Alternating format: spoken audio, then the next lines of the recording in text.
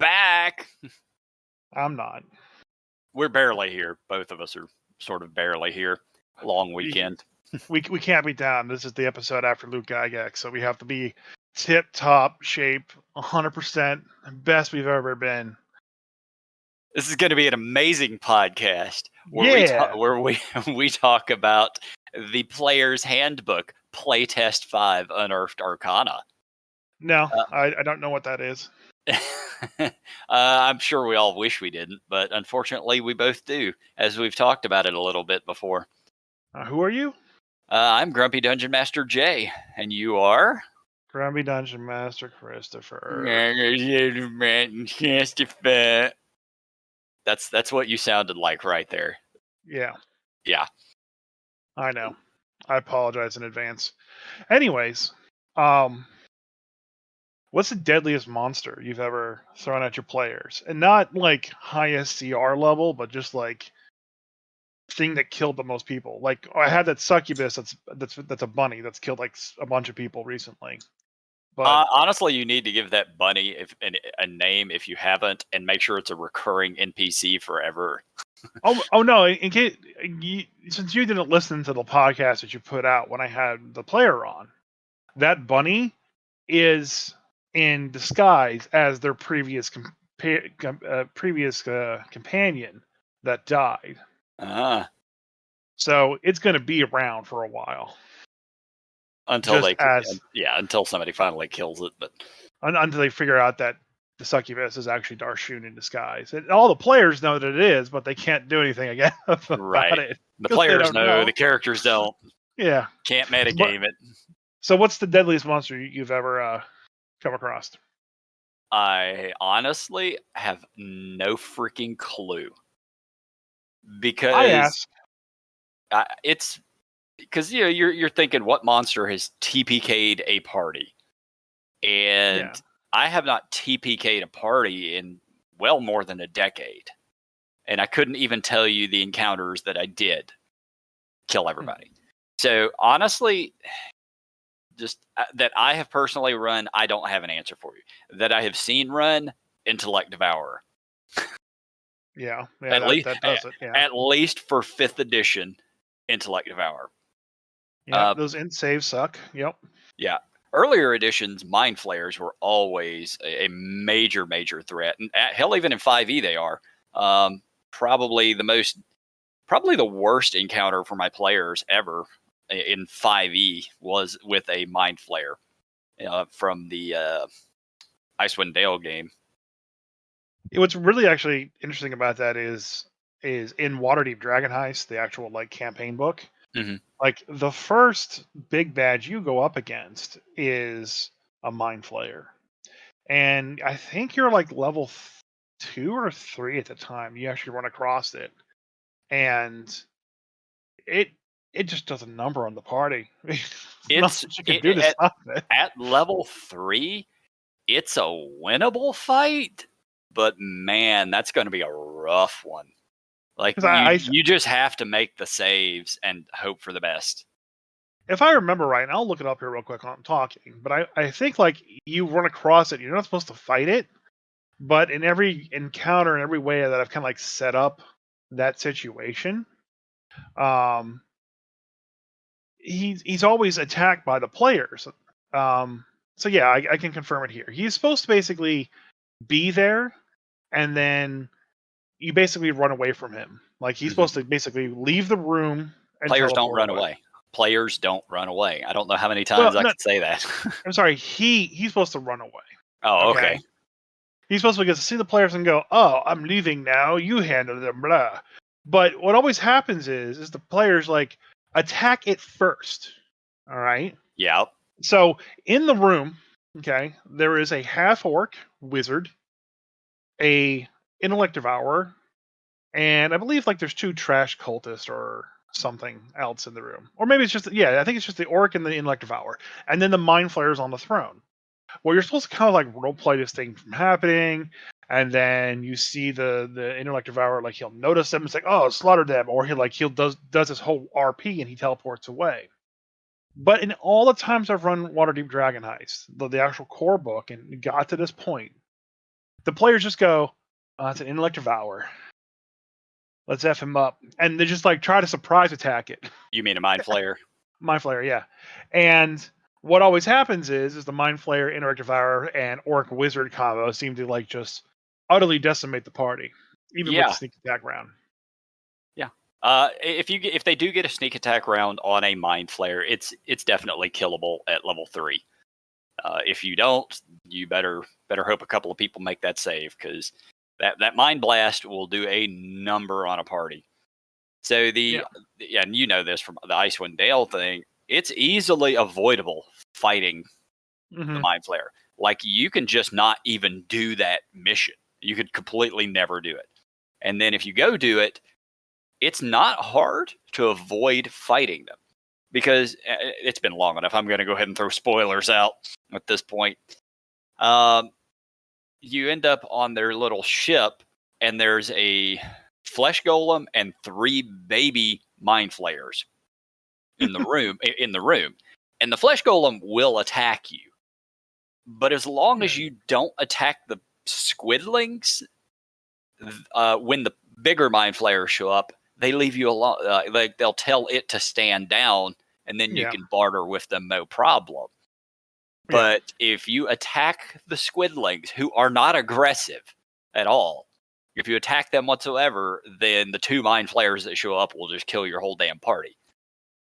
Yeah. And naturally, when I was running it, one of the players was playing a barbarian, saw the flesh golem, saw the baby mind flayers, and decided, oh, the baby mind flayers are more dangerous than the golem, and went right for them. Yeah. Which, yep, then 2 people died, had to make new characters after that, and everybody else One just ran. retired. Yeah, and everybody else ran away. So there is the reason I asked you that question is I can't really think of. I mean, I pretty much can say that beholders are probably the most deadliest creature that I've used, but it's kind of a cop out monster because of course beholders are deadly. Um, of the It beholder variants, the beholder zombie has inadvertently killed more players than I wanted it to Yeah. because it does still have the disintegrate beam, but it's very easy for a bunch of level 5s to handle it, a party of 4 level 5s. Mm-hmm. But that disintegrate beam just always seems to hit the wrong person at the wrong time and just obliterates them. So that's my answer. But I was browsing D&D TikTok, and the monster they brought up was called a Star Spawn Mangler. Okay. I know star spawns are nasty. I don't know the mangler specifically. So the Mangler, okay, most of the Star Spawns, when you look up their stats, they're like CR 10s, 13s. Yeah. They're big endgame monsters, you know, to basically be trash for that, elder evil that's out there. But the Star Spawn Mangler, you don't have to really treat him as a Star Spawn, but just kind of as a twisted aberration, like living in the sewers or a mutated monster. And it doesn't look like the other Star Spawns. It kind of looks like a giant, like, man centipede. Or just like, I think Goro actually probably be the better, like Goro from Mortal Kombat. And instead of Oh, okay. 4 arms, I'm think I'm 6 I'm arms. I'm reading about it. I see exactly why this thing is dangerous. So it's normal. It's a very simple stat block. It has a ambusher trait, so it goes depending on which version you're playing, the legacy or non-legacy. Either it gets advantage on everyone that goes advantage on attacking players that go after it, or it has advantage on its initiative roll. It has a bonus action to hide itself in dim light or dark light, but it has a very simple like action block. It has basically 2 things it can do: multi-attack, which it makes 2 claw attacks, and the claw attack is a +7 to hit. It does 1d8 plus 4 slashing damage, which is nothing to scoff at.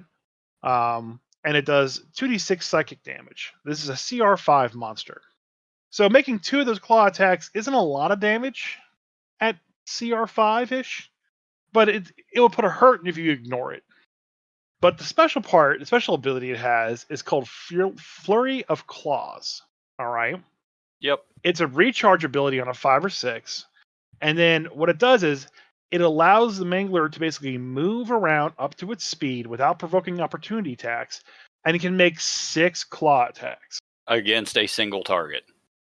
Well, no, it's okay. I could be. Yeah. I'm looking on the D&D wiki, so I don't. Mhm. This is not necessarily the official, but it makes 6 claw attacks against one target, and it can move as a bonus action. So the legacy version of the Spawn Mangler is 6 attacks on one target. And then the non-legacy version, the Mordenkainen's Guide to the Multiverse variant of it is it can make 6 claw attacks, not just a one target or to many. So the idea that I think they have with it is basically it just spins around the room real fast. Putting like one attack in per character. Right. I obviously the original, the legacy version, the real version of it is more dangerous because 6 attacks against a single target. Well, it doesn't say you don't. It doesn't say you have to split up the attacks. You can just put it all in one if you want to. Oh yeah, but that gives the DM the option. This one, it doesn't give you the option on the other one. So and that's a lot of damage. That's 1d8 plus 4, and then 2d6 psychic, and you do that 6 times. That's going to kill somebody at level 5 pretty easily. So that's what everyone kept saying. It's like, yeah, I used that one by accidentally, not really thinking, and it murdered all of the party. Yeah, because it doesn't really seem that bad until you read that last attack, that last thing, and yeah, it's weird too. Because it's just like it's kind of these unassuming. It's like the weakest of the star spawns, and then like, oh, here it is. Oh yeah, it just murders everybody. It seems. Yep. I can only envision using this at like a higher level, like 12 to 15, and having like 2 or 3 of these in the fight going on at the same time. Still, that's like you should be able to survive it pretty well at that level, at 10th level. But there's still potential for it to kill 1 or 2 people. Yeah. So I just thought that was interesting, and I kind of was curious as to what like big monsters you had that killed a bunch of people. Yeah, I don't kill a hell of a lot of characters, and most of the time, if one of my players loses character, it's just because they made a bad choice. Like putting yourself on the other side of the enemy line. AKA Jacob did that one time, but things like that. It's not a specific, like that was just a bunch of gnolls. But when there's 6 gnolls and a gnoll matron between you and the rest of your party,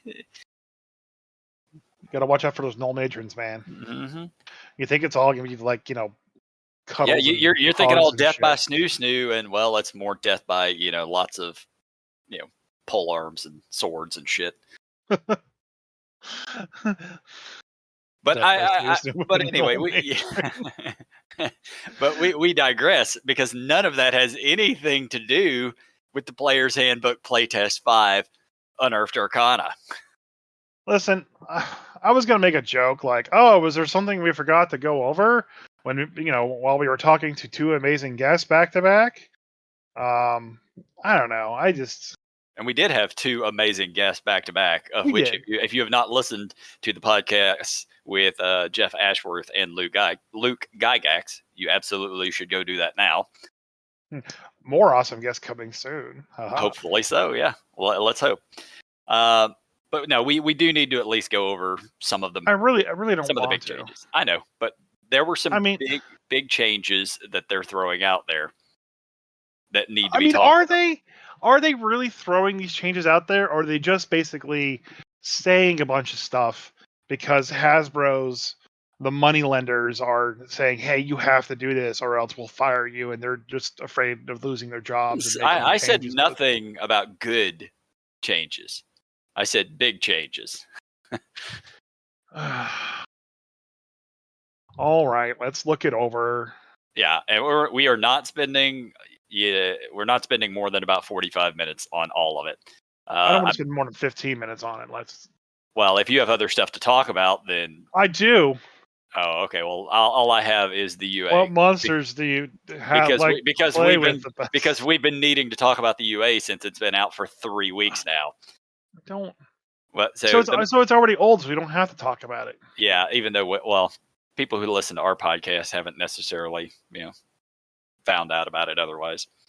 All right, what do you want me to go over? Well, I want to talk about the masteries briefly. We need to. I would like to talk about the spell creation aspect they've added in, and then if there were any massive changes to the handful of classes they have released. Like Barbarian still seems pretty much just Barbarian. Fighter is more or less just Fighter. I know you were kind of bitching about the Warlock yesterday, so we should probably talk about it some. Mm-hmm. I don't even know like the other ones for the most part still seem kind of like they always were, with a few little changes here and there. Okay. But let's talk about the masteries, because one thing that I have harped on enough about is the fact that all weapons are the same. Everybody's just going to pick if you're a barbarian, you're using a two-handed sword. Why? Because the math is the best. Oh, you're a fighter, you're probably just using a longsword because the math is just the best. And that's generally how that went. If you were doing the polar mastery, then you'd take something else, but otherwise it was all that was what everybody uses, is the best weapons.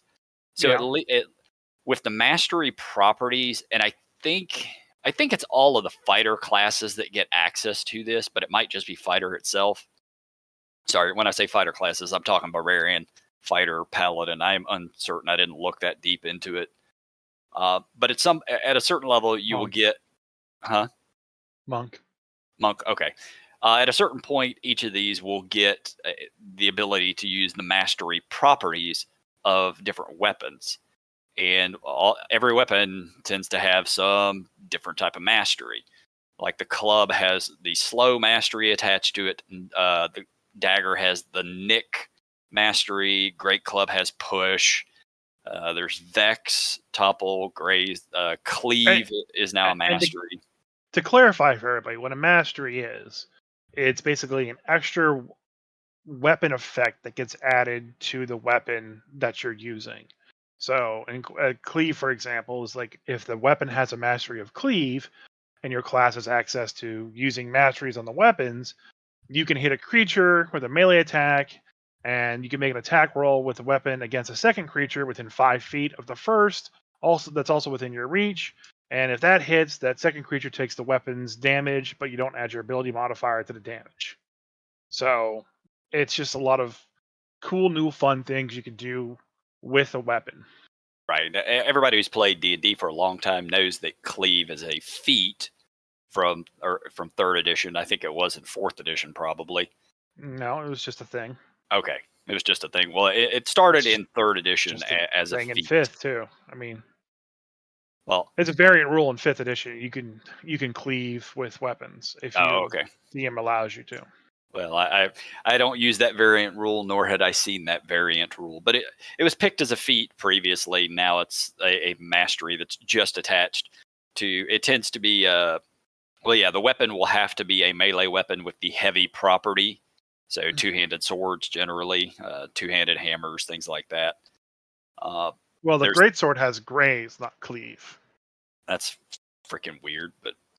And what does graze do?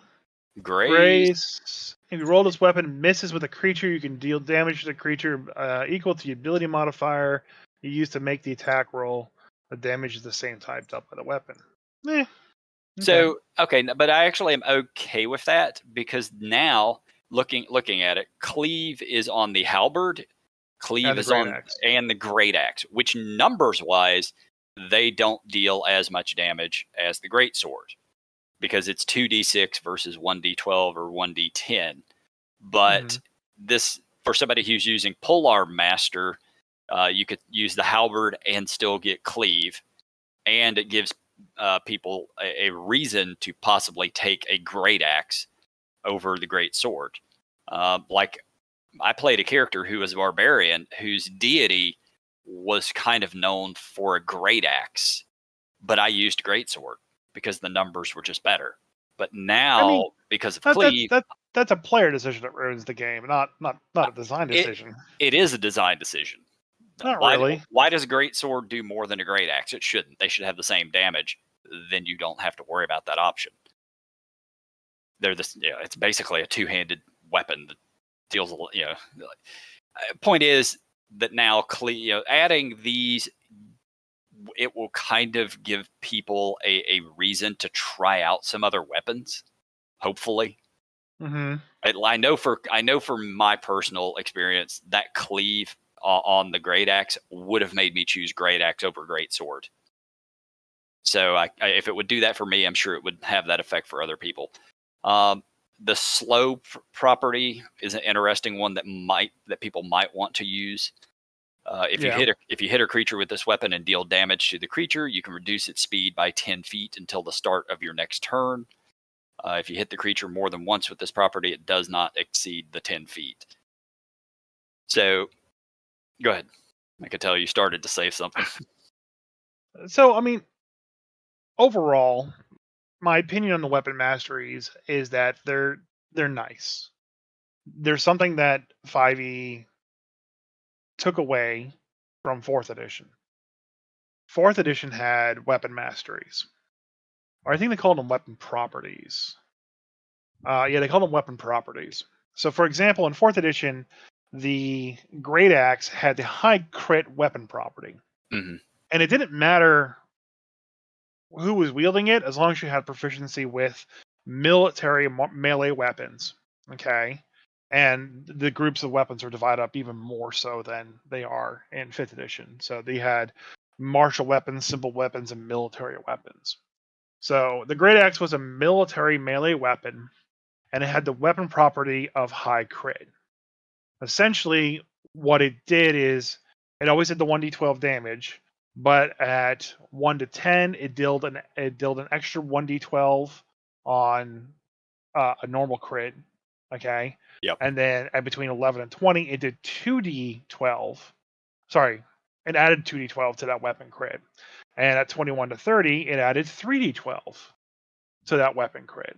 So instead of just basically doubling the dice like normal, mm-hmm. It basically added another die to the equation. And there were a lot of other cool things too, like the Khopesh was a sword variant. It was a military melee weapon. It was the military variant of the longsword. And if you could use a Khopesh, then basically you had Brutal 1. So if you rolled a 1 on the weapon, you could re-roll that die and use the higher number. Seems good. So like this stuff already existed, and this stuff is good. Like 3rd edition had crit ranges and crit modifiers. Yeah. It didn't have the masteries or anything like that, but there was a lot of variance depending on what type of weapons you could use. Because I might be able to crit on an 18, 19, or 20 as opposed to only on a 20 if I use this thing, or I might be able to do triple the damage on a crit. So it would lead people to use different type of weapons. And 5e is the only edition that did not have something like it. Even 2nd edition had variant weapon damages. And that's kind of what I've been getting at, because I can go to DM's Guild right now and I can pull up 50 to 100 different customized things just like this that have already existed and people are already using. So adding this a decade later just feels like they're like, oh shit, we should have probably added this in Player's Handbook 2, but we weren't allowed to put it out of Player's Handbook 2. Yep. And, we're just trying to play catch up. I have no doubt that the people who are behind D&D, the creatives, the rules people and everything, would love to put out more books every year. I have no doubt about that. But, it's a massive corporation that's going to prevent that from happening. So, this, I'm not saying this stuff is a bad idea. It's nice, it's fresh, it's late. Spin on it. Yes. It's just way too late. And if this is it that you're going to add to the Player's Handbook, I'm not interested. I can Yeah. I can add this stuff already. And I'm not even talking about any of this stuff as this is a reason to go buy the new stuff. I'm simply talking about this because this is what WotC is doing. And that's what we talk about a lot on here. Fair.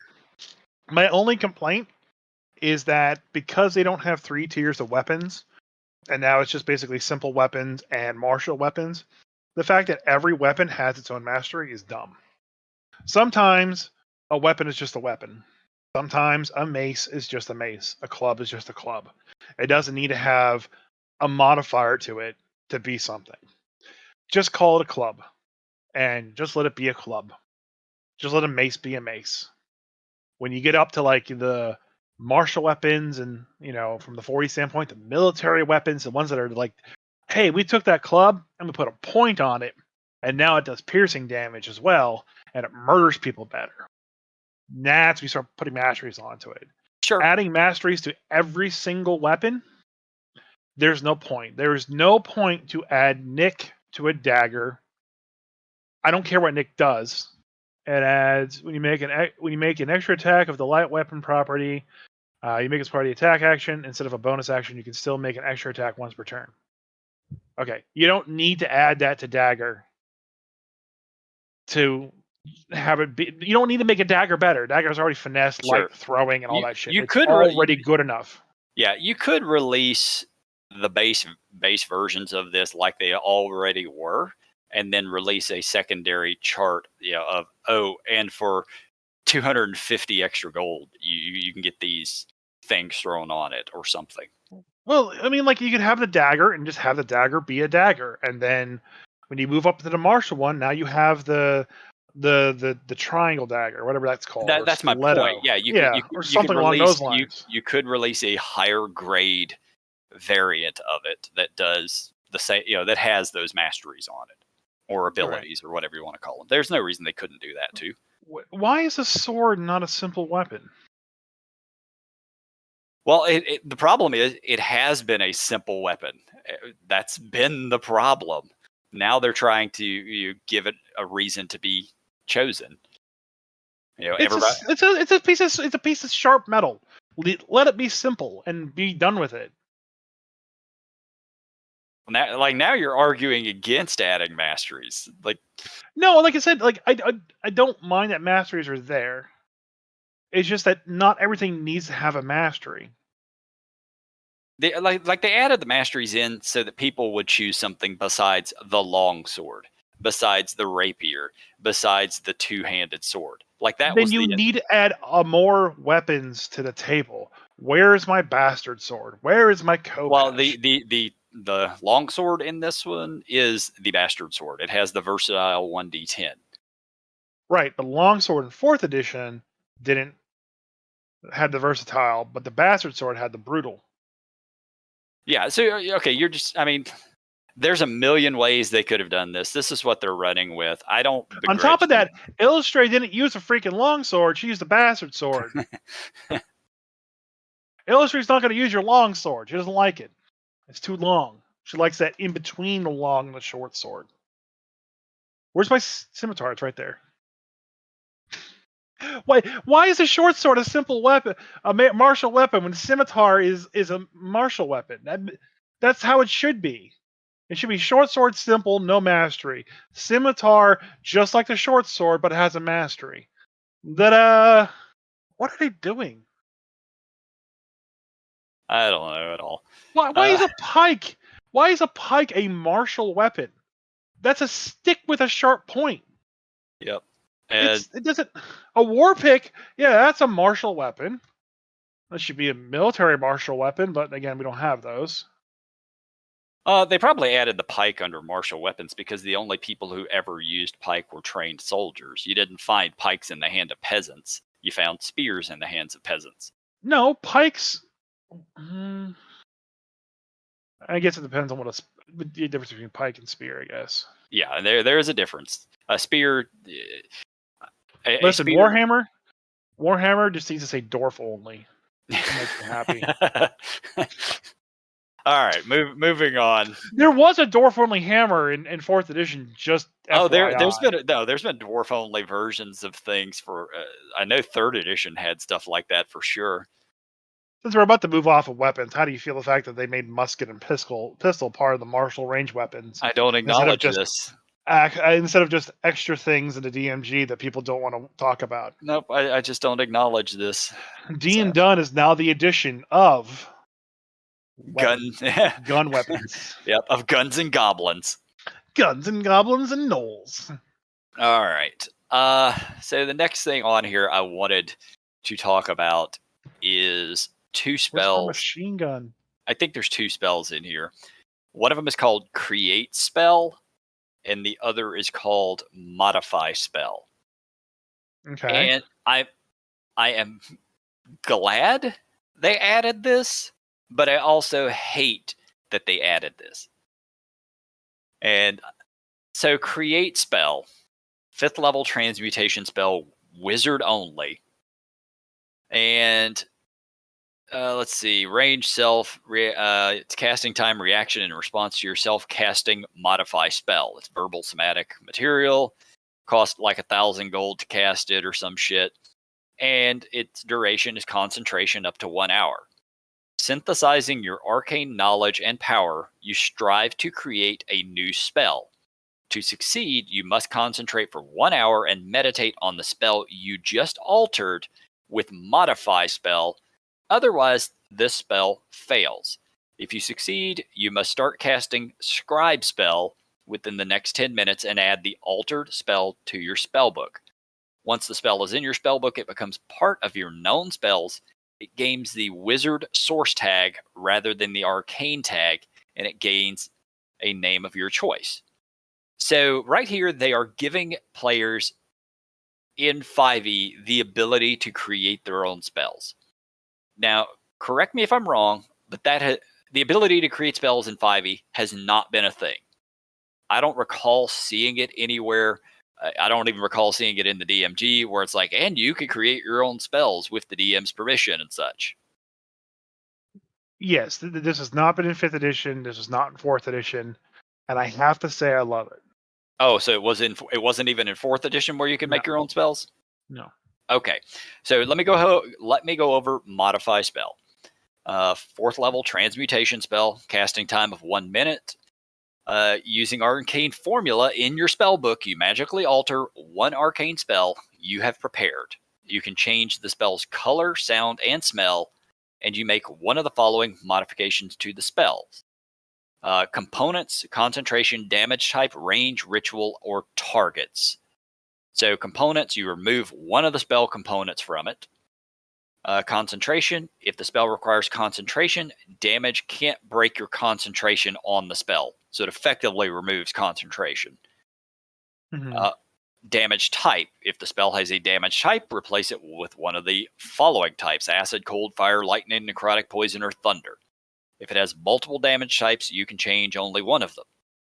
Range, if the spell has a range of at least 5 feet and doesn't have a range of self, increase its range by a number of feet equal to 30 times your wizard level. The ritual, if the spell lacks the ritual tag and has a casting time of at least 10 minutes, you give it the ritual tag. And targets, if the spell affects 1 or more creatures and doesn't have a range of self, it now affects only your allies or enemies. The chosen alteration lasts until you cast modify spell again or you finish a long rest. This altered version of the spell can't be added to a spell book, blah, blah, blah, which is the reason that you then cast create spell to make a modified variant of the spell permanent so that you can always just cast it. All right, so for the reasons that I love this, I love it that they have added it into 5th edition that you can make variants of a spell. And I don't even hate that. No. But I say it very specifically as variant of a spell, because you are not making a new spell. You are simply just changing one minor aspect of that spell. And I would imagine you could probably cast this 6 times to change the component, concentration, damage type, range, ritual, and targets on a single spell if you wanted to. but it still is only altering a spell that already exists. In the first, second, and third editions, you could just straight up role play, spend time and all of this is with DM permission, obviously. But if you were playing a wizard and you wanted to make a spell that straight up did not exist, your DM could come up with adventures. He could come up with a lot of other things along the way for you to make this happen. And out of that, you could come up with a spell that has never been around, has never been used, it has never existed. And that is just something that 5e does not have, assuming your DM, doesn't want to go through all of that. Yeah, I don't know how much all three of these spells would be used. I definitely think this is going to be like something like you're running a homebrew campaign and you have an ongoing story and it's lasting a while, and you're able to actually like have this kind of like one-on-one interaction with your players. Having listened to the Ed Greenwood stuff on his new YouTube channel, this basically is kind of putting to life what he talks about with how magic in the weave works. So, Mordenkainen and Tasha's and Big V has created all these spells. Well, they created spells pretty much by, in essence, following those steps of that process. They would find the magic in the weave and basically pinpoint and narrow down to how the spell gets cast, and then they would record how that spell works. Yeah. So, like, take Magic Missile, for instance. Magic Missile was not the Magic Missile everyone knows when it was first cast. It was probably some kind of variant of some force missile thing happening. And then throughout the years, all the mages out there go, man, this spell is kind of cool. I wish it kind of did a little bit more of this. And then eventually you get to like the meta, or just the easiest way to cast magic missiles to make it most effective. And now everyone is basically being taught in school how to cast magic missiles. So that's why everyone is accessing the weave to cast magic missiles the same way. And then you get some fucking upstart wizard like Jim Dark Magic, who's like, no, I don't cast magic missiles like a peasant. I cast my magic missiles, and it throws one dart and just does all the damage at once. And you access the weave by going 2 degrees to the left and using this component instead. And that's exactly how magic in the weave works. You throw all the stuff together and you access the weave and you pull the magic from it and you cast that spell and you see what happens, and then you basically meditate and do all the other shit that Modify, Create, and Inscribe does to record it down. So I really like that this is in it. I don't see it being used all the time unless like you're kind of hand waving that the spell happens. So, yes, you're not wrong in that that's sort of how it's supposed to happen. That's how Ed Greenwood has explained it, and that is within Forgotten Realms, at least. That's how it works. But this is for D&D. This is not just specific Forgotten Realms. I don't know what you're talking about. Oh, okay. you know all this those is others. This is how magic works and everything that's D&D. Well, that's not how Dragonlance magic works. Or really? Because I have the Dragonlance book right here, and it says "F you to your moons." It doesn't allow you to actually make changes to spells. Have you ever been to Theros? Yeah, I know all about Theros, sadly. Yeah. Because they don't tap into mana there. They just cast spells just like this. Oh, they use a weave? The weave that's created by Mistra? That's how that works? You ever been to Ravnica? Yeah, they use the weave too. Yeah, okay. Hey, you ever been to Strixhaven? No. With the color schools? Yeah, they use the weave too. I don't know what you're talking about. Okay, well. The fact that you can't add... Hey, you ever been to Zendikar? You son of a bitch. I'm actually just, this is the side point, the fact that they didn't change the magic systems for Dragonlance, Theros, Ravnica, really didn't even add their own cool, unique spin to it. Yeah. The spells that they created for each of the settings are unique to this thing, and very unique to the settings and vary of that setting, like Gloom and Bloom, that work, but it's still just you're accessing the weave and throwing the spell. Like, you have Yeah. Okay, there's an And artist out there. the weave has always been just Forgotten Realms. Like Right. that's always been the case. Yeah. It's kind of annoying. The fact that I can't take, say, Charm Person. Well, Charm Person is probably a bad example, but like Fireball. no, well, okay, Fireball, and then add a stun on top of it. Like this does not give you the ability to do that. Period at all. Yes, but you can change it to acid. But I still can't add a stun on top of it. Or well, You could make it. lightning and stun would have been perfect. Lightning bolt with a stun on top of it makes sense, but that is not possible within the modify spell of 5e. But because that's not a thing that really kind of exists for Uh, spells. it has existed before. Okay, but not in 5th. No, I mean, I know, there are that's my becoming complaint. So, like, to be more on point than for 5th, like becoming incapacitated or being knocked prone, adding those kind of status effects to a spell. Yes. Like, yeah, granted, it sucks that they don't add that to it, but you're still upping the range. You're changing the damage type. You're removing concentration. You're making shit rituals. Just be able to change Fireball from a fire spell to a necrotic spell. That should have just been a feat. Because you're hitting the weave in a whole different way. Hold on. Because that has been a feat before. Like that was a 3rd edition feat where if you wanted, I could just, when I cast Fireball, I can say it's dealing acid. That's all. Yeah, that's been around for a long time. But now, I'm not saying that they shouldn't have this in here to be able to permanently do that to a single spell, but it still should be a feat. So, Manchun. We all know Manchun, right? Yeah, we know of Manchun. Okay. So what is his signature spell? I haven't got a clue. His signature spell is I would assume clone. You're not wrong. That's the one he doesn't want you to know about. Yeah, yet everyone knows about. So one of his signature spells is the True Silent Fireball. Okay.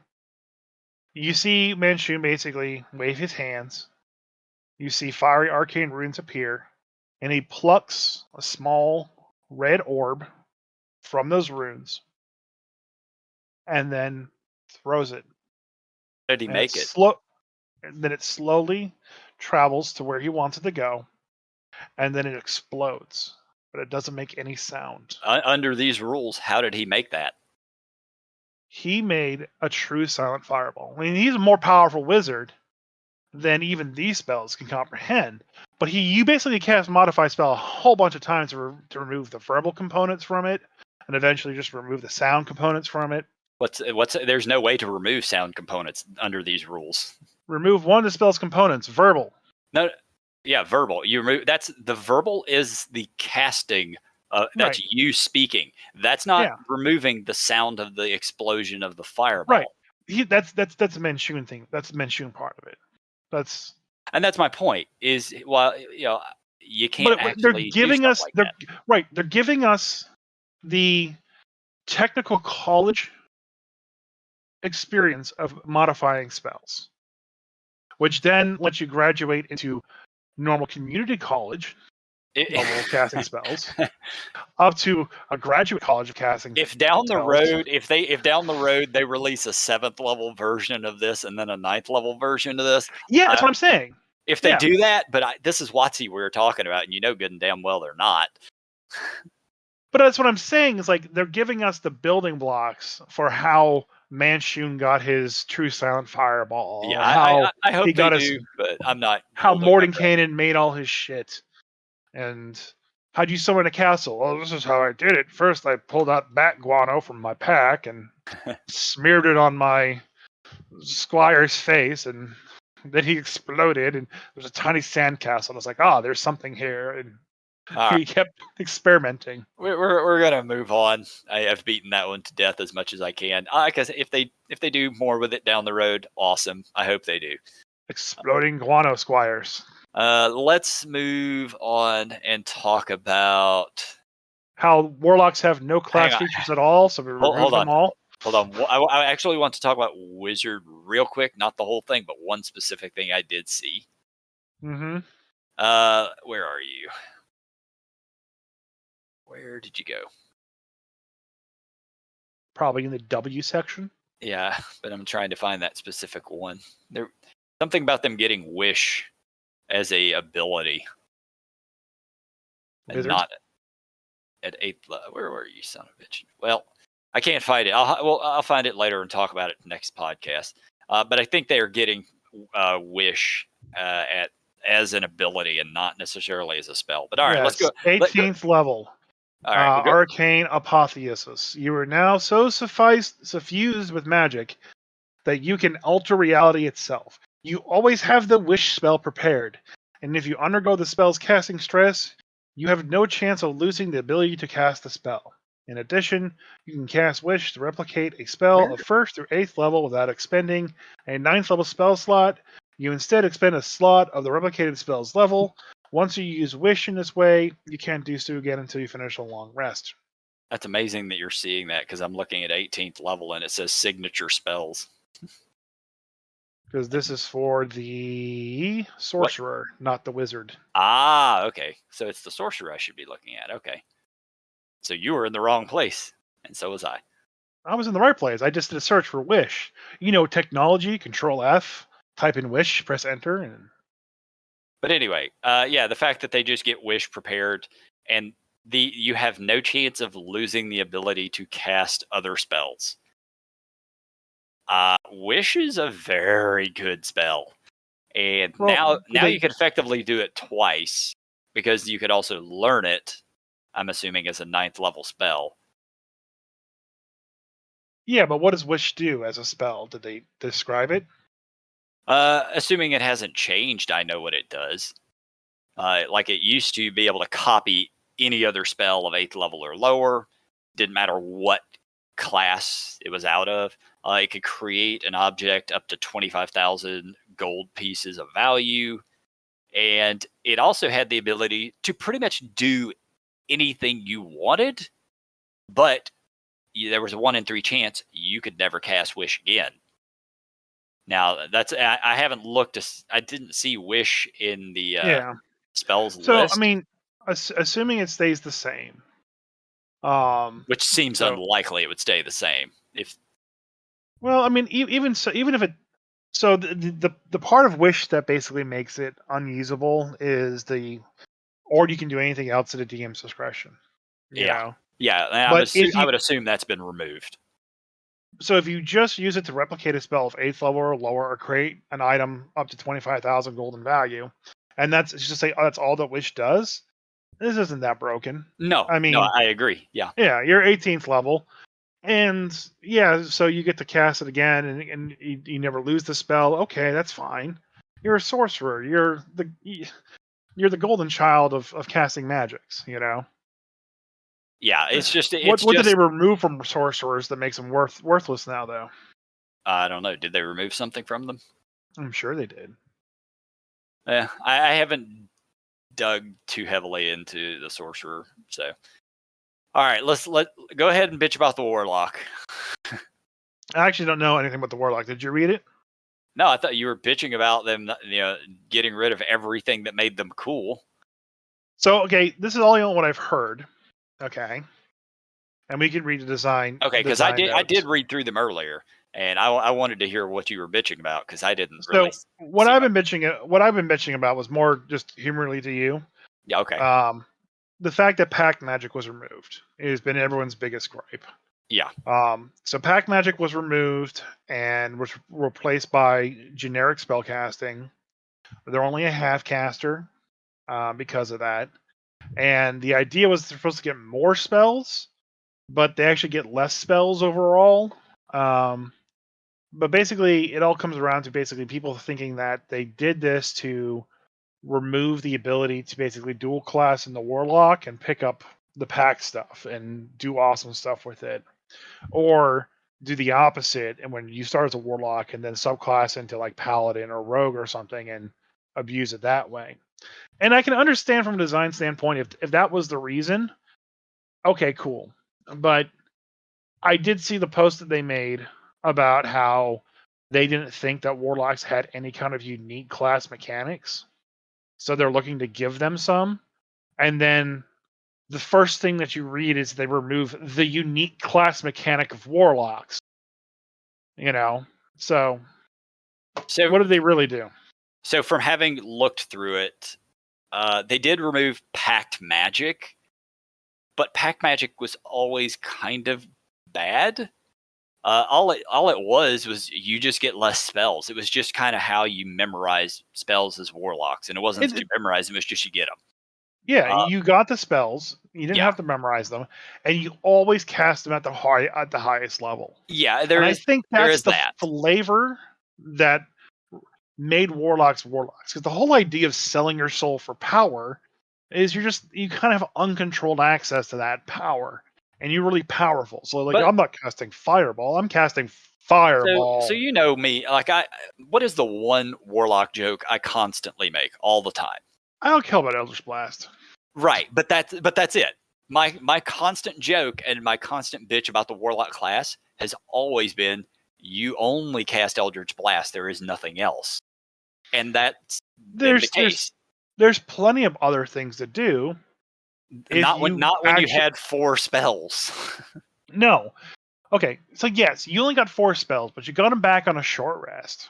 Okay, so depending on your campaign and your setting, if you could take a short rest after every single fight, then you're amazingly broken. Yeah, just like the warrior, just like the druid. If you could take, but you're not supposed to take a short rest constantly. It depends on the party comp and the campaign you're playing. Some DMs give you lots of short rests. Sometimes you're playing a campaign that takes the span over a week, so you pretty much get a long rest between fights, and that's a thing. I mean, that's pretty much how my Waterdeep Fiend Your Summer kind of ran. Is like, hey, you guys had these 4 or 5 encounters for this day, and it's 3 days later now. So you might have one encounter, and then the next day have another encounter. Yeah, so. I prefer the removal of the vast majority of short rest abilities. Like I won't say all of them, but most of them shouldn't be able to get back at short rest because the game is designed that you're crawling through a massive dungeon. And that you're going room to room to room on a continuous basis, and you're fighting a lot of easy to medium encounters back to back to back. And then you have to go hide and sleep for the night to get your abilities back, because that's how D&D has always been until more recently. So, anyways, it was just the function of the class, and it was fine the way it was. So taking that really cool system away from the warlock, where basically they're a 15-year-old kid, 18-year-old kid on prom night, blowing your load in the first 30 minutes, and then being done, versus the experienced Chad footballman who's just like starting at A and ending at Z. That was their gamble, and they were supposed to be that kind of class. And what happened is that when they played through the metagame and the internet, and everyone talking about how, you can optimize this way and min-max that way, this is the optimal warlock build, and then you ended up with the same exact cookie cutter bullshit warlock who's just casting Eldritch Blast with these Eldritch Blast powers. Yep. Do you know how many motherfuckers have showed up for Adventures League, sat down at the table and go, I got an awesome class I've always wanted to play. It's an Eldritch Blast Warlock that Eldritch Blast people through like Thorn Grasp. Uh-huh. Oh, really? That's amazing. I haven't heard that since 5 minutes ago. There's 3 more at the table. I want to play the same way you do. So hopefully removing pact magic and giving them access to a lot more spells in a spell column. Do a damn fucking thing for the problem. Maybe you make them half casters, they're still going to go, okay, these are the spells you pick because all the other spells suck. Oh, sure. Nearly every class has so these are the best spells. You remove the cool thing about them because you were tired of people metagaming, only to give them all spells to have them metagame some more? They've added a couple of other things to them. I haven't gone through the entirety of the invocation updates. For the most part, what I can see, a lot of them are still the same. They did add Favor of the Chain Master, which it ties into Pact of the Chain. So at first level, you still pick a Pact boon, and that boon is Blade, Chain, or Tome, and it will determine which ability is your spellcasting modifier, and then it gives you a starting out spell. And the spells for Blade is Pact Weapon, which I am assuming is that the rare ass warlocks who wanted to melee, you give that. Pact of the Chain, which gives you Pact Familiar, and Pact of the Tome, which gives you Book of Shadows. So I know for Pact of the Blade, they actually allow warlocks now to wear medium armor, which it gives them a little higher armor class probably, and makes that a little more viable. No, they all just get medium armor now. Yeah. Oh, yeah. It's not just for Pact of the Blade. It's just warlock gets the ability to wear medium armor. But they did specifically say it's because of the ones who want to get it in melee. Pact of the Chain gets Pact Familiar. It was a spell we didn't read it. I'm not going to go back up to it, but it basically makes your familiar a lot more baller, a bit more dangerous. And then at 9th level, you get Favor of the Chain Master. And depending upon your familiar, if it's an aberration, when it attacks, it gets Slowing Slime. If it's celestial, it gets Guiding Light. Dragon gets Draconic Might. They all of them get a different effect when attacking. So that's kind of a neat thing that warlocks haven't done. I know, warlocks, the ones I've played with, all had familiars and all kind of used them, but they were never fighting familiars. So I think that would be kind of an interesting thing to play around with. It's new. It's different. It's basically a warlock pet class. You didn't notice, but I just gave the side eye to my cat. I was like, yeah, it's never been done before. No, I've never played Warcraft either. Well, yeah. It hasn't been done in D&D, so. And Beastmaster Rogues have never existed. Yeah. Yeah, the hunter class has never been a thing. And the Rangers in 4th edition, they got demons as pets. That's never happened either. What's that? Mages from EverQuest? Who's ever heard of that? But anyway, that's it. So my final thing about the Warlock is that you can't complain that they don't have cool things and then take those cool things away. And they've done the same thing to Warlock as they did to everything else that we've reviewed in the previous podcasts. They've homogenized the class down to its rawest necessities to make playing it simpler and easier. And I don't see any difference with the Warlock now than the Mage or the Sorcerer or anything else. Or, and I guess in better case, the Bard. Just because they're half casters now doesn't make them. Yeah, the only thing they get that is really and truly different is the invocations, and they haven't actually really changed the invocations. From what I can see, just scrolling through, I scrolled through them. Most of them are still just the same thing. So basically, giving them invocations, also known as rituals. Yeah, so all they've done is give them access to more spells, but you don't cast all your spells at the highest level anymore. Right, so instead of being able to go to 9th level spells and cast them at 9th level all the time, you now just get 2 5th level spells if you get to level 19. So because most games happen between 1st and 12th level, the best spell you're going to get is 3 3rd level spells. Fireball.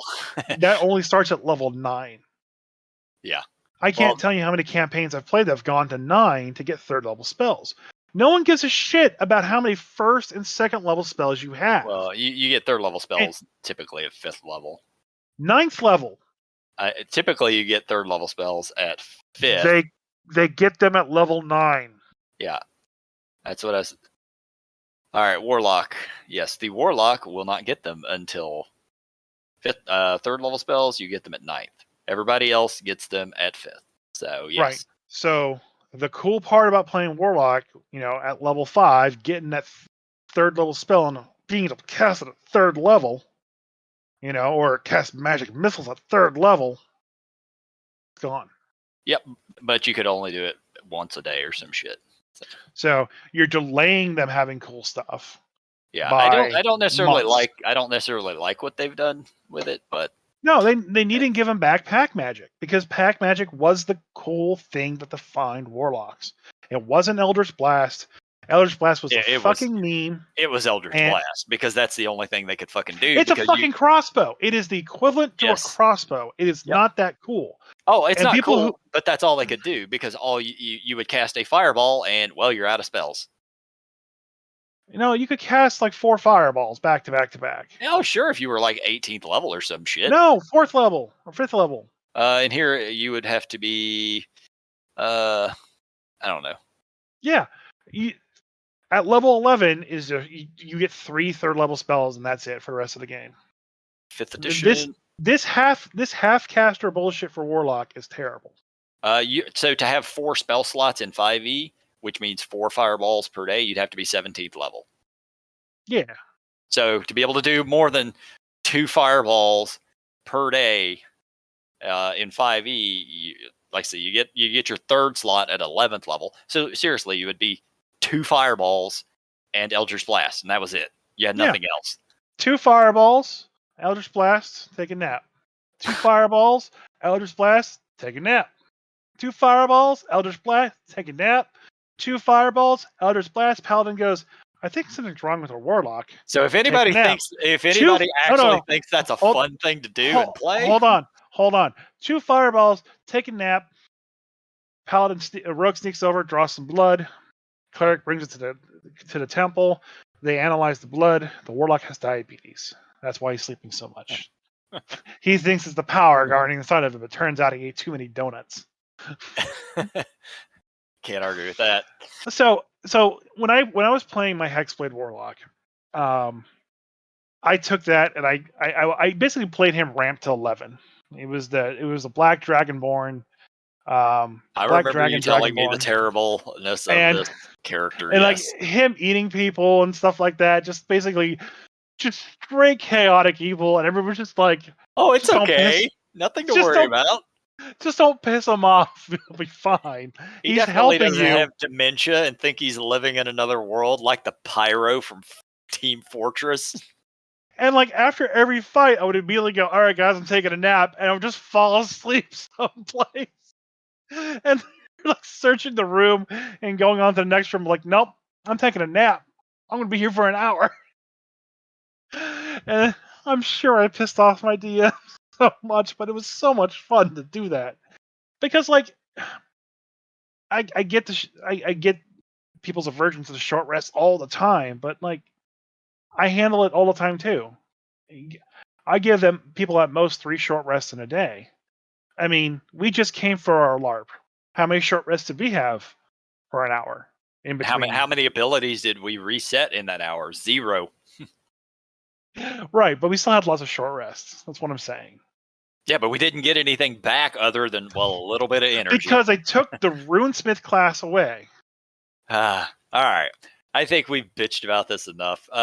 Overall, not particularly a fan of a lot of what they're doing with the player's handbook, but that kind of goes without saying. They need to stop changing things for the sake of changing things.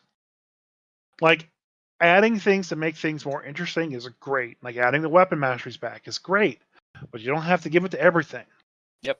Adding the ability to change spells and create spells. I'm okay with it. Great, I want more of it. I want it to be expanded, but yeah. Giving just Warlocks access to Eldritch Blast and making it a core feature of their kit so they don't have to pick it as a cantrip whenever they, spec out. That's awesome. Taking away pack magic, bad. Taking away the ability to shapeshift on all the cool monsters that exist, bad. I think pack magic was just bad anyway. And well, you can play a sorcerer then. I do. I don't play warlocks. Exactly. I play wizards and sorcerers because I like having more than 2 spells. I like playing Warlocks because I don't like to manage a huge spell book full of spells. Oh, I you like don't to have to have worry my about that as a warlock. You have 2 spells, and I like Eldritch to have Blast. my 2 spells that I cast at Trogdor levels of power. All right, let's get the hell off of here. Bye, Craig. Ah, Craig, give me a beer.